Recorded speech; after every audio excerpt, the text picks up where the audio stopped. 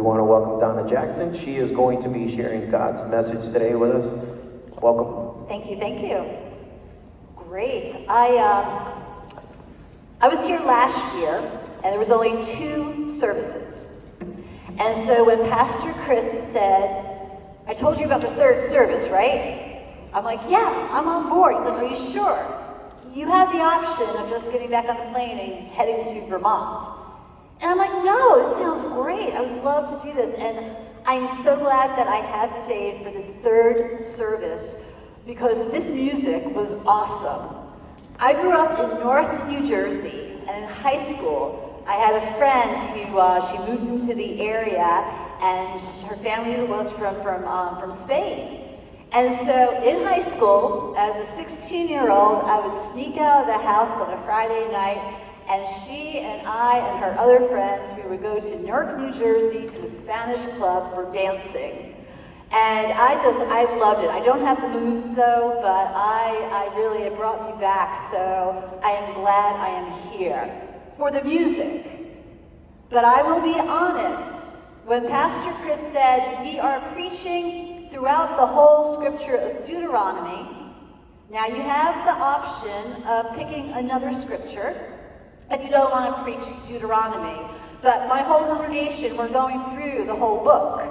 I said, no, that's great. I will continue to bring Deuteronomy to your people. Just send me the text for May 18th. So he did. And of course, I didn't look at it until last minute. So I opened up my email, and there was the text, Deuteronomy 19. And I read it. And I thought, what am I going to do with this? And so I really started to question my saying yes to being with all of you. And then I decided to email Pastor Chris. And I wanted to gently ask, just to confirm, the text for this day is Deuteronomy 19. It wasn't a typo that you sent me, right? His response? LOL, laugh out loud. Oh yeah, that's kind of an interesting scripture to preach on, Donna, but you can do it. I'm always up for a challenge, so here I am. But man, oh man, what are we going to do with that? I didn't even know, and I've been ordained 17 years. I went to seminary, and I was not familiar with the cities of refuge that God asked his children to make for other children in need. Now, Deuteronomy has 3 cities of refuge, but if you go into the book of Joshua and the book of Numbers, there's actually 6 cities in total that were created for people who needed to flee to them for safety. For folks who had, not on purpose, but have killed somebody, and they regret it, they're sorrowful, and they shouldn't be punished. So in the end, there were actually 6 cities of refuge that were created for these people. Here was the Jordan River, and there were 3 cities on one side and 3 cities on the other side to make sure that there were cities within reach of those who needed them. So I kept thinking, what am I going to do with this text? I don't want to talk about how somebody killed somebody by accident, they had to flee for their lives. How does that apply to me, to you? So I did some more research, and it was very telling what the names of these cities were, what God had intended. One city was named Sanctuary. Another city was Strong Shoulder. Another city was Fellowship. And then there was High Place, a place that you could be lifted up high from the pit that you were in. And then there was one city that was called the City of Rejoicing. And then there was Fortress. Fortress, Sanctuary, Strong Shoulder, High Place, Rejoicing, Fellowship. God wanted these cities for his children to find peace, to find wholeness, to know that they are okay. Even though they did something wrong, there is always a second chance. That's the kind of God we worship, a God of redemption. We are Christian. Resurrection we believe in because of Jesus. That means there's always new life. But how many times do we fall into despair? How many times do we think after we did something that we regret, it's over? My friends, with God, it is never over. Never. Where do you flee when you need to know that you're okay, that God still loves you, that God is still working in your life? Where is it that you flee? The place of sanctuary, the place of fellowship, the place to the strong shoulder to lean on. Where do you go? Because the more that I wrestled with this scripture, the more I realized that we have, I think it's safe to say, that we have, in one way or another, killed something, killed a dream, killed a relationship. We've all done something that we can't take back. We all have done something and said words that we really regret. And sometimes it gets to that point in life where we think, there's just no hope for me. All is lost. But God is saying no. When that happens to my dear children, they could flee. They could flee to a city of refuge. Now, these cities, God's children took very seriously when they created them. Not only were there 3 on each side of the Jordan River, but they made sure that the roads that led to those cities were well maintained. They were wide enough, and they were paved, they were smooth. The other roads, they could just fall to pieces. Those roads leading to the cities of refuge, they were maintained. And there were signs.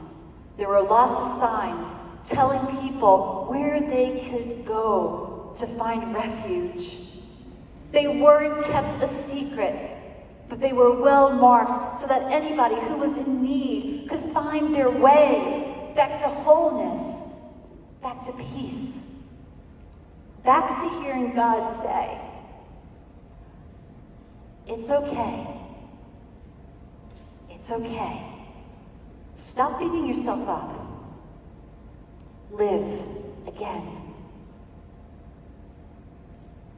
For today is a new day. Where's the city of refuge that you flee to? We all need one. Mine isn't a city per se. I'm trying to grow a lot of lily of the valley in Vermont. Lily of the valley is this little flower, bell-shaped white little flowers, and they smell so beautiful. Oh, it's just heavenly. And I want a whole acre of lily of the valleys. And I've been trying and trying, but I have a brown thumb. And year after year, people who know how much I want lily of the valley, people in my congregations, they will give me some of their flowers to transplant into my yard. And they always give me the lily of the valley with a disclaimer. Pastor, be careful with these suckers. They spread like weeds. They are invasive. They will take over your entire yard. It's been 5 years. I have a brown thumb. They are not taking over my yard. But I have not given up. I want that acre.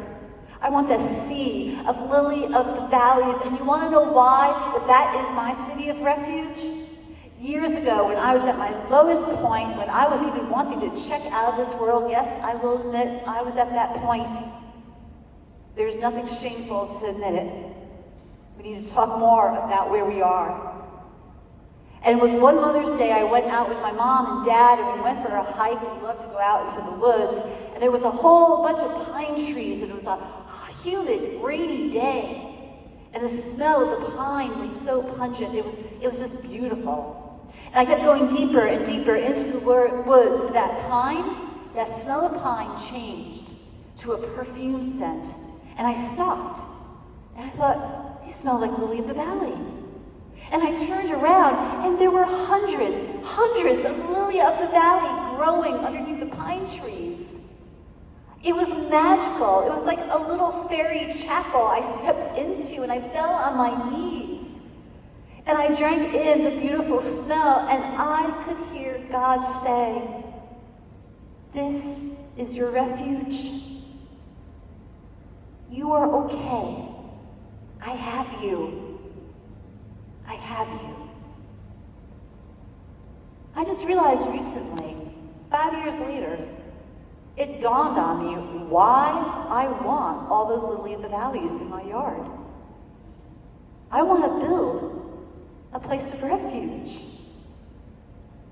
I want a place where I can go and fall on my knees and take whatever failure, whatever hurt, whatever pain, whatever brokenness that has been caused to me or that I have caused, and give it to the Lord. And to know I'm okay. So my city to flee to is the city of the Lily of the Valley, which is appropriate because the Lily of the Valley means new beginnings, hope once again. So I'm trying to build a city of refuge in my yard in Vermont. And it's not a building, but rather it's acres of lily of the valleys I want. I want to flee to that city of hope, of second chances. Because we all are given that hope. We all have another chance. So I ask, where do you flee? But more importantly, it's who you flee to. God created those cities of refuge in the Old Testament because that's what he wanted to do. But then Jesus came, and Jesus replaced those actual physical cities. The new city that we are to run to is the city of Jesus. We run into his arms. And there are signs always pointing to that place of refuge.